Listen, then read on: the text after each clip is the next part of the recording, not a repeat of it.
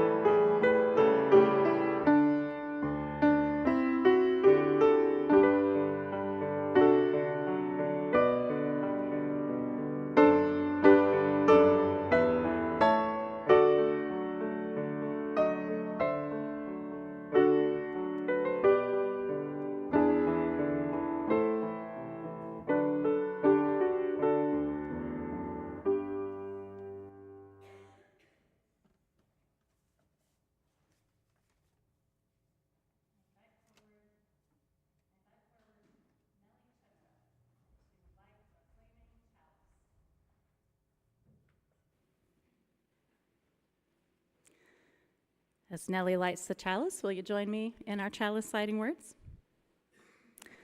Spark of the Spirit, cupped in earth's embrace, light of love, alive in all creation. As we kindle this flame, we rekindle our connection to the sacred web of life.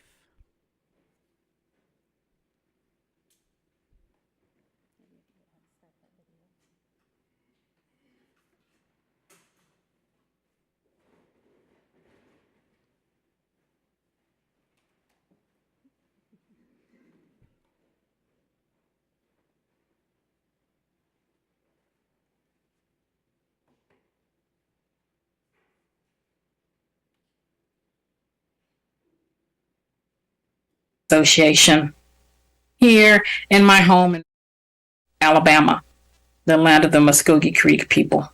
Do you know how sometimes you will read or hear or experience a quote or a saying that just seems to stick with you? You carry it around with you in your mind, thinking, I wonder if there's a message here for me. Well, someone recently shared a quote with me that has been sitting in my head ever since. It's from J.R.R. Tolkien's Fellowship of the Ring.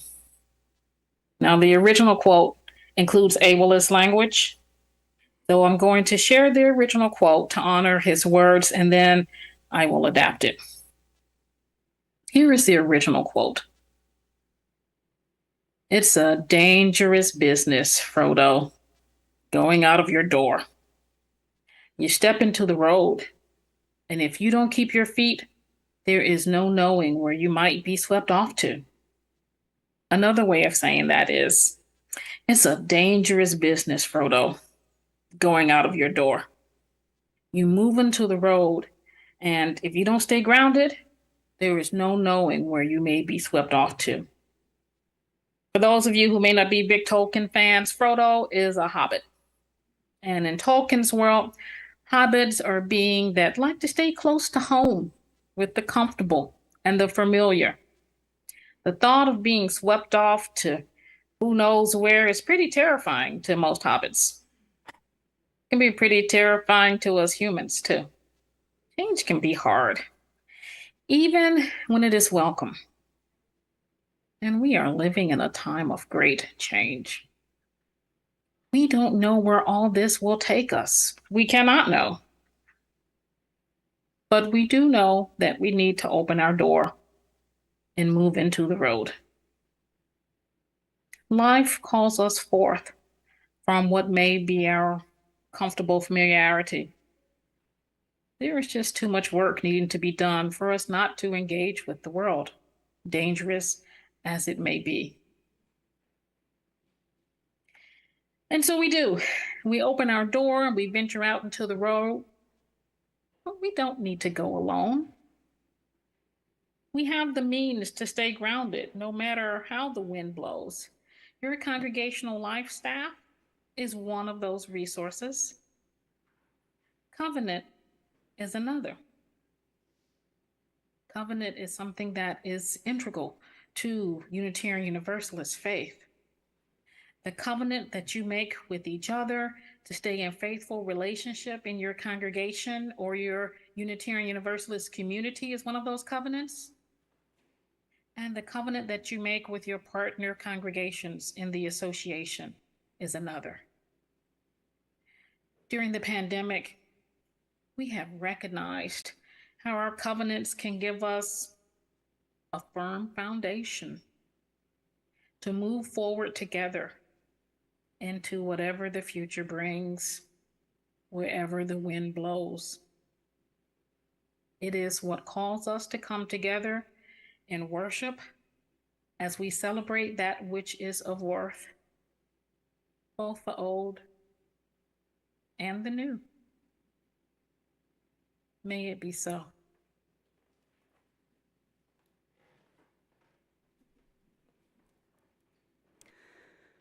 I invite you to rise, if that feels good in your body, and join in our opening hymn, number 361, Enter, Rejoice, and Come In.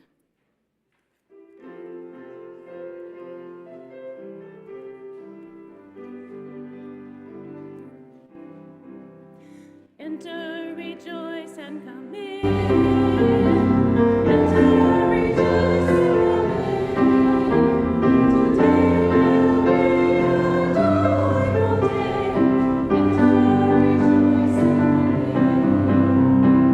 Open your ears to the song. Open your ears to the song. Today will be a joyful day. Enter, rejoice, and come in. Open your hearts, everyone. Open your hearts, everyone. Today will be a joyful day. Enter, rejoice, and come in. Don't be afraid of some change. Don't be afraid of some change. Today will be a joyful day. Enter, rejoice, and come in. Enter, rejoice, and come in. Enter, rejoice, and come in. Today will be a joyful day. Enter, rejoice, and come in. Each week, we practice generosity by sharing with others through our community offering. Half of undesignated gifts are donated to a local cause, which resonates with Unitarian Universalist values. If you're online or prefer to give with your smartphone, you can use the QR code or link. Our Share the Plate recipient for August is the Whitney Young Academy, which empowers youth through education and career preparation, through academic, personal, and social development, assisting with goal setting and grooming future leaders. You can learn more at the Urban League of Nebraska website about the Whitney Young Academy.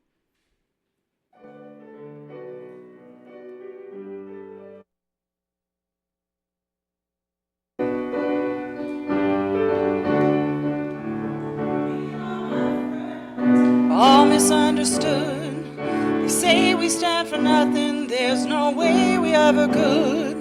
See everything going wrong with the world and those who lead it. We just feel like we don't have the means to rise above and beat it. So we keep waiting, waiting on the world to change.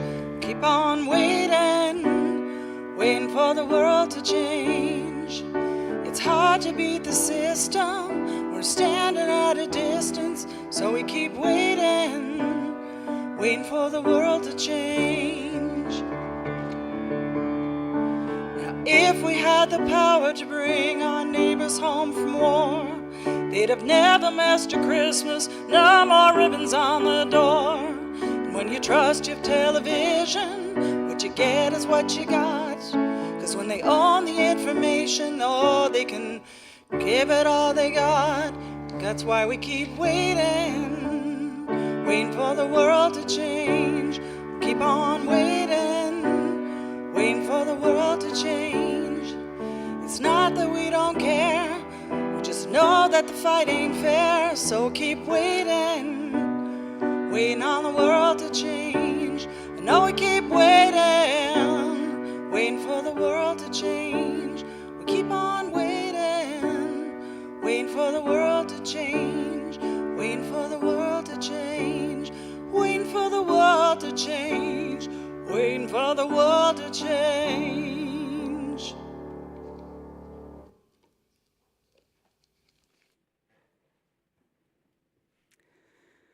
We come to the time for sharing of joys and concerns. When we share those things that are filling our lives with happiness and purpose, others can be uplifted with us. And when we share the challenges we face, our community can surround us with care. What have we got today, Colin?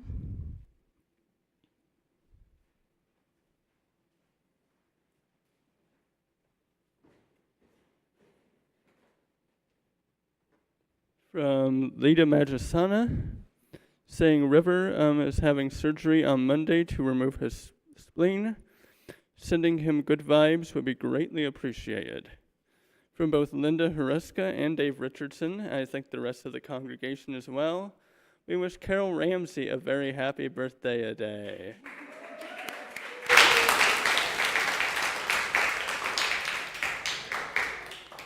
And from Vic, had a great time at the meditation retreat yesterday. Glad for AVP meeting later on today, and so happy for his place that is open to so many views and expressions. That's it. As we draw into our circle of care, all who know both joy and sorrow, I invite you into a time of contemplation. You may wish to check your posture, gently close your eyes, perhaps make your hands comfortable in your lap.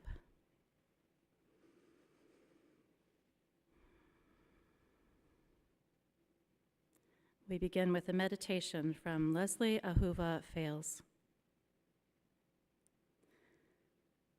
All that we have been separately and all that we will become together is stretched out before us and behind us like stars scattered across a canvas of sky. We stand at the precipice, arms locked together like tandem skydivers, working up the courage to jump. Tell me, friends, what have we got to lose? Our fear of failure? Our mistrust of our own talents? What have we got to lose? A poverty of the spirit? The lie that we are alone? What wonders await us in the space between the first leap and the moment our feet, our wheels, however we move our bodies across this precious earth, touch down softly on unknown soil? What have we got to lose that we can't replace with some previously unimaginable joy? Blessed are you, Spirit of life, who has sustained us, enlivened us, and enabled us to reach this moment. Give us courage in our leaping and gratitude in our landing, and share with us in the joy of a long and fruitful ministry together. And before we move into silence, I'm going to invite you to sing with me. If you want to grab your teal hymnal, it's number 1003. The song is Where Do We Come From? It's going to be a bit of a theme song for us for this fall. This is a round. Here's how we're going to do it. We're going to sing through the whole thing together as a group once, and notice that each line repeats before you move on. So line 1, 1 again, 2, 2 again, 3, 3, 4, 4. And then after we've gone through it all together once like that, we're going to split off, and Judy and Mary Kay will lead this side of the room and continuing on, going through the whole thing one more time. And this side of the room, and maybe some of the folks on the back on the piano side also can join me. We'll come in after they've gotten going to do it as a round. Are you with me? Okay.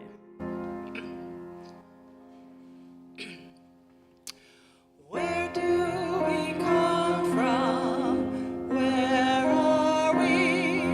Where are we going? Where do we come from? Where are we? Where are we going? Where do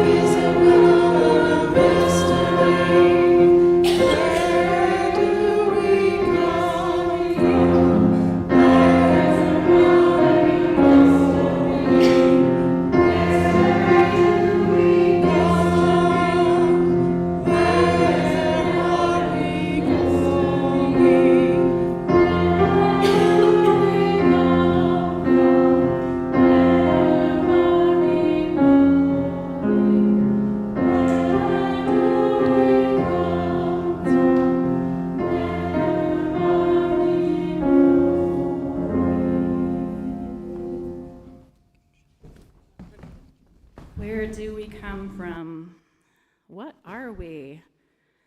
Where are we going? I invite you to hold these questions in a time of shared silence.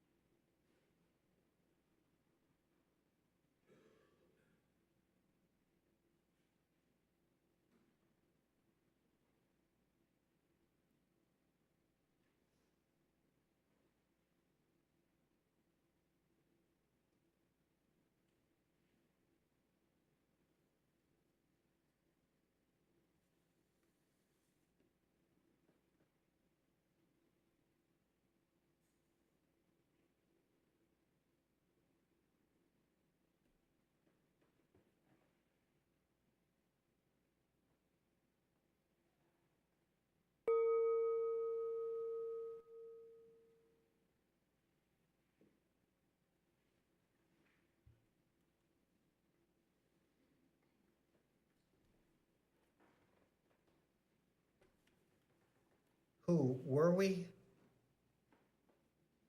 Who are we? Who could we be? These are questions we have always asked.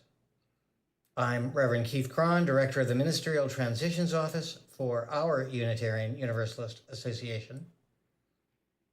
And I know we have always wrestled with these questions, but some ways at this moment, these questions are even more prevalent, more real, and more true. I watch us wrestle with these questions as we go through transitions, whether it be ministerial transitions or just the transitions of the world. These are good questions to be asking. We're also asking questions about what's left. What's possible? What is needed? What do individuals need? What do you need? What do our congregations need? And what do our communities need? Good questions. Questions Unitarian Universalist will now try and begin to work through and find answer for themselves. For those congregations in ministerial transitions, the office supports them as they go through this work, guided by the mission that the world simply needs more Unitarian Universalism at this moment. And how can we reach those who need us? We need good ministry, both from our ministers and from congregations. We need places where people can connect, be together, make a difference, find magic. The magic of life, of being together, of a work toward justice. This may be a time when our congregations are beginning to think about what their priorities are, and it may lead them to do less. That may be the future of many congregations, and it may be a very good one. Whatever stage of transition you are in, whatever your future might be, I hope and pray that what you do well, that you find magic, that you make a difference, that you give the world a little more Unitarian Universalism in a world that needs it. Amen.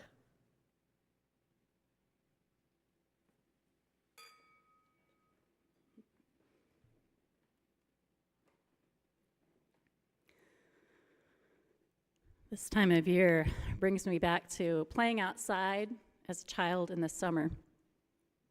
I don't know if kids play outside as much anymore as my generation did, but did you ever play with roly-poly bugs as a kid?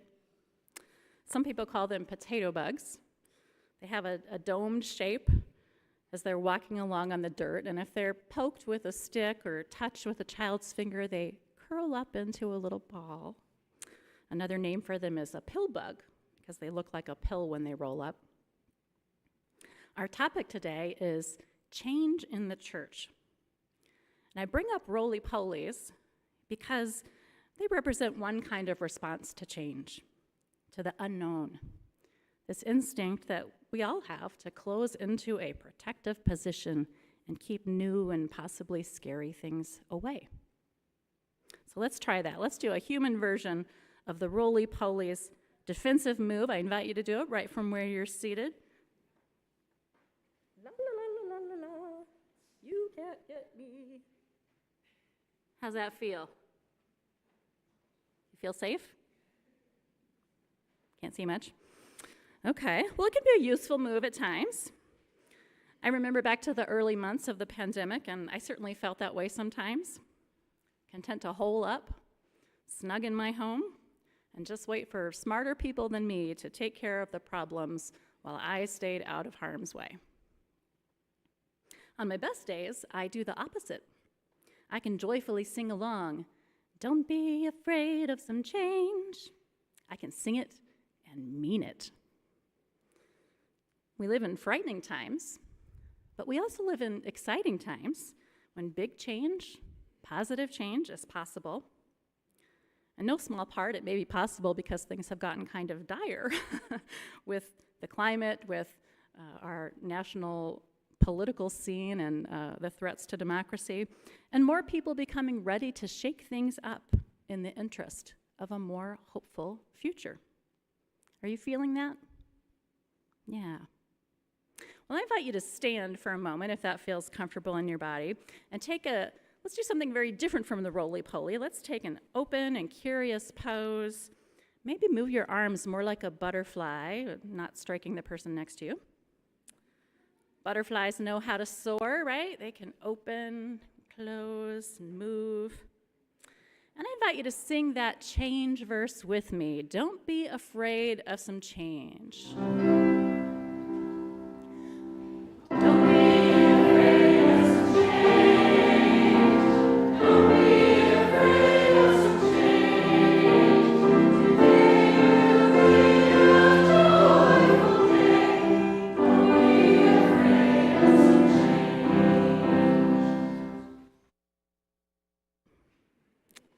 How did that feel? Good. Expansive, okay.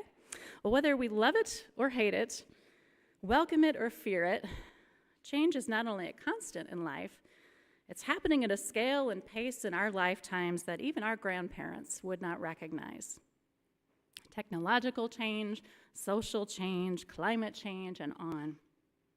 It's true in many areas of society. And we're going to talk today about change specifically in the church. We've had some pretty big changes just recently in this congregation. One of the notable ones was parting ways with a loyal and beloved church administrator who stepped down after 15 years of serving this congregation faithfully. Big change. Kat was the 8th office manager that First Unitarian had. There was a long stretch from 1869 until 1958 when all of that work was handled, I guess, completely through volunteer support. And aside, as I was looking that up in the church history book, Pillars and Dreams, I noticed something kind of interesting. The appendices include lists of First Unitarian's ministers going back to 1869, its office managers, and its board presidents. There are lists of Unitarians of the Year, of lay leaders who gave the Henry Lemon sermon each year, and speakers from the Holland Lecture Series. But you know what there was not a list of in our history book? Our religious education professionals, the person who runs the Sunday school. I just thought that was interesting. Other changes that have happened in recent years at this church include getting the big screen in the sanctuary. Before that, going to Zoom church early in the pandemic, and then to hybrid worship after we reopened, and now half of the folks attending are out there. Hi, out there. In our music program, we've experimented with different ways to bring diverse and contemporary music into congregational life. And I'll mention a few milestones from before my time with this congregation. The church has operated with different governance models at different points in time. The one that we have now was implemented around 2009. The Preserve Our Building Fund was established almost 20 years ago by one of our members in 2005 to help care for this beautiful facility. We became an official GLBTQ welcoming congregation in 2003. And there are many other important milestones that many of you will know, some going back much further. Well, zoom out with me, if you will, to consider change in the church from a higher vantage point. Not just this church, but organized religion more broadly.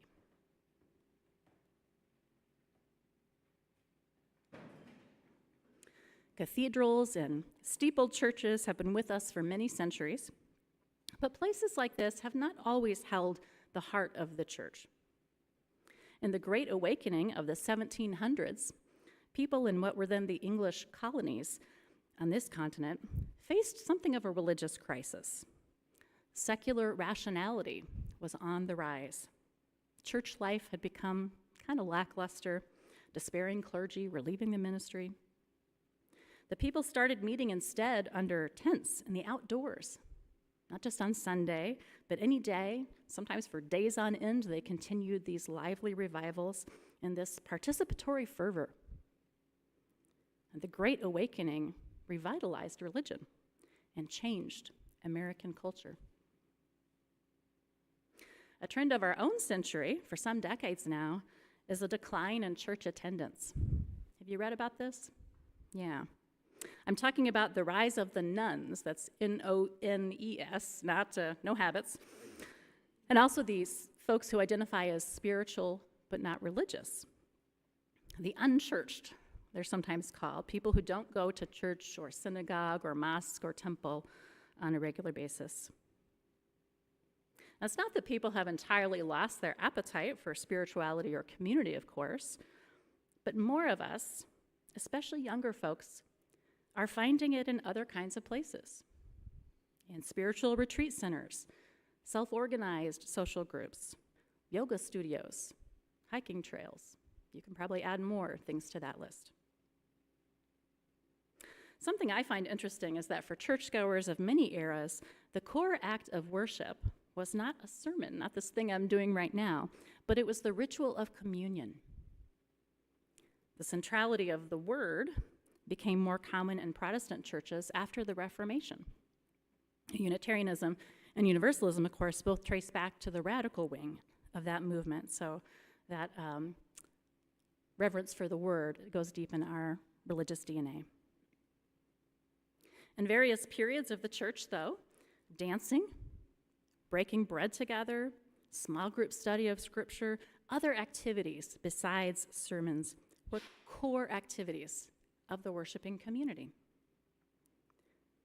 We've actually been doing some more of those things here lately. Worship that centers food, like brunch church, or centers music, like soulful song Sundays. Worship that features dance, or that invites more connection amongst the people in the pews. You still appreciate words of inspiration from many sources, but this congregation seems to like the other ways of engaging too. So your worship arts team plans to continue that experimentation. What the wider historical viewpoint helps me do is distinguish between the model and the mission of the church. The model is how we do church. The mission is why we do church. My colleague Peggy Clark shares an example from the world of commerce to illustrate the difference between model and mission. It's about a company that makes drill bits.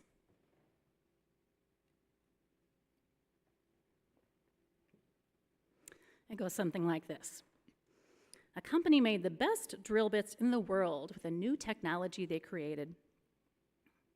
Over time, though, other companies surpassed them, creating even newer technologies. The CEO left, and a new one was brought in to revitalize the organization. He took the company on a retreat and asked them, "What do we do?" And the response was, "We make drill bits." "No," the CEO told them, "we create holes. We've been doing that by making drill bits, but that's not what we do. So let's start thinking about the best way to create holes.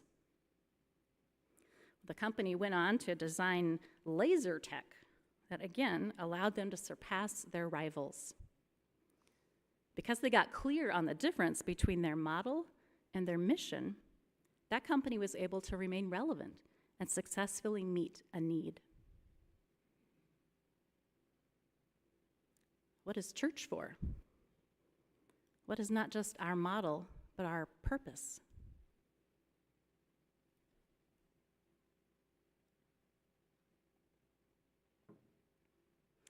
In response to a query I posted this month on social media, several people shared with me ideas or stories that they return to again and again for wisdom or solace in times of change or difficulty. A member of this congregation named Ben offered up his anchoring idea. The main thing is to keep the main thing the main thing. It sounds a little silly, but if you think about it, it really is saying something important. The main thing is to keep the main thing the main thing. To me, that's what this question, what is church for, is getting at. Why does church exist? There are lots of ways to answer that. When we were meeting mostly over Zoom and in the parking lot a few years ago, it became clearer than ever to me that a church is the people. We've got a beautiful building, it's true, and I think it definitely draws people into this space, but I'm not sure many people would keep coming just for the structure. The church is the people. Okay, but what does the church do for people? We're not making holes. What are we doing? Churches are communities of mutual care, building social ties and knitting people together across different ages, stages, and walks of life. It's one of the few and maybe the only social institution in our country that regularly does that. In seminary, I heard the job description of a pastor as to bless, marry, and bury. Bless babies, marry couples, bury the dead. So yeah, that's one way of looking at what a church does, marking those big turning points in life. Religious communities are communities of practice, providing familiar songs, rituals, stories, spaces that comfort and offer a supportive structure through life's journey. And religious communities are places that grow people spiritually through theological ideas and ethical principles, through shared experiences and learning, through putting our faith into action in the world around us. Well, all those definitions are true and important, but somehow these functional answers to the question, what is church for, don't quite satisfy me. I don't know about you. I want a little bit more than that. I need a theological answer. The main thing is to keep the main thing the main thing. Well, for me, the main thing is the transforming power of love. Our purpose as a church is to love people, to help people become more skillful in their own loving, and to put those skills into practice together, both with each other and for the community well beyond our walls. Indeed, love is the center, the axis around which this community turns, or at least I believe it should be.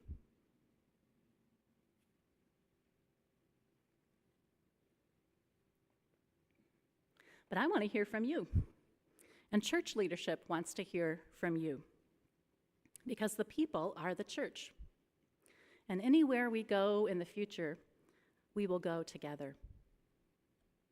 This fall, I am leading a series of activities with various helpers to help the congregation articulate who we are as a congregation and why this church exists. There'll be a series of cottage meetings where we'll gather stories from your church experiences and have a chance to connect more deeply with one another. As host sites are lined up for that, we'll get those dates out to you so you can sign up to participate. There'll be sessions at the church, in several homes around the metro area, and of course on Zoom. Whether you are more like the change-loving butterfly or the roly-poly, I hope that you will take part in one of these cottage meetings. You'll be helping us to witness our story and shape our future. The Board of Trustees is also sponsoring a workshop series called Lead with Heart over 4 Saturdays in late September and into October. It uses an experiential curriculum with a variety of exercises to promote self-awareness, self-care, effective communication, and the skills needed to engage in courageous conversations, including conversations about this church's purpose and future. You can see information about the Lead with Heart series on the back of your order of service, including how to register. This is a wonderful opportunity for just personal growth, as well as for building community and developing skills. And participants will engage around the culture and mission of this church as part of the Lead with Heart program. Also coming up, the Board of Trustees will be sharing information with the congregation at a special town hall meeting on September 8th, specifically about our building. We have some choices to make in regards to the building. So please mark your calendar for that presentation. It'll be September 8th, immediately following worship. While the church is the people, this sacred space for worship, learning, and fellowship has long been our home, and we have important decisions to make about it. Today, we jumpstart the process of clarifying our purpose by inviting you to delve with us into the history of First Unitarian Church of Omaha. Where do we come from as a congregation? What are we? Our history can help us recognize essential elements of who we are as a church, what might remain constant, even as ways of doing church inevitably will change. So when you come down to coffee hour in the common room, you'll see a timeline posted up on the gallery wall. The decades of First Unitarian are marked off on this chart, going all the way back to 1869, with the ministers of different periods indicated. And you'll find markers and post-it notes. And here's what we're inviting you to do with this timeline. You can write on a sticky note any event in the life of the congregation that seems significant to you. Then put that note wherever it belongs on the timeline based on when it happened. And we'll have a couple of historians on hand, so don't worry if you can't remember dates, they'll give you a hand. These can be official things like dedicating a building or building an RE wing, or they could be more personal things like the passing of a patriarch or matriarch of the church. Anything that you consider significant in our history as a congregation goes up on the timeline. There's no judgments or comments, just indicating what happened, and no removal of sticky notes that contain something somebody doesn't like. You can post the good, the bad, the ugly, the wonderful, all of it. It's okay if something is posted more than once, but this isn't a voting process. We're just trying to get a record. And these instructions are written up by the timeline too, by the way. So this timeline in the common room will stay up for at least a month. If you're not here today, or you go home later and you think of more things that belong there, you'll have a chance to come back and add those things. And everyone who wants to participate is invited to do so. Whether you're a longtime member or somebody who's newer, you've still learned some things and formed some impressions about this congregation. Youth can participate too. All input is equally valued. We'll have opportunities over the fall to observe any themes that emerge, to discuss and mull what appears on the timeline, and to make meaning of that together. Where do we come from? What are we? Where are we going? Where do we come from? What are we? Where are we going? I don't know what the future holds for this church, I do not know where we are going. What I do know is that this community is full of caring people, bright people, creative people, principled people, and fun people too. What I do know is that as we explore where we have come from and where we are as a church, we will discover and decide together where we are going next. With love at the center, I am excited to continue this journey with you. I took much inspiration last week from national figures, many of them women. I'm feeling hopeful in a way that I haven't felt in a while. Maybe you are too. So I want to close with these prayerful words of an inspiring woman from our tradition, former UUA president, Susan Frederick Gray. Spirit of life, we are mindful of all those who came before us. We are mindful and committed to all those who will come after us. Love, hold us fast to what is best and deepest in us.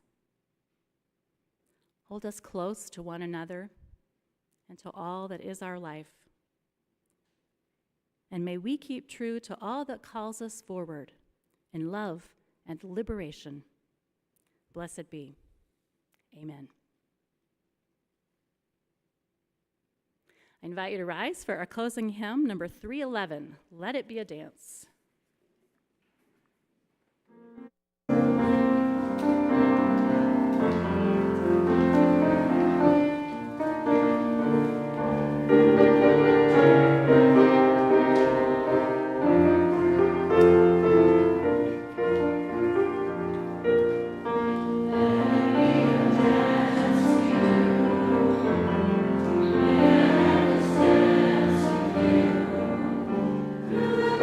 you.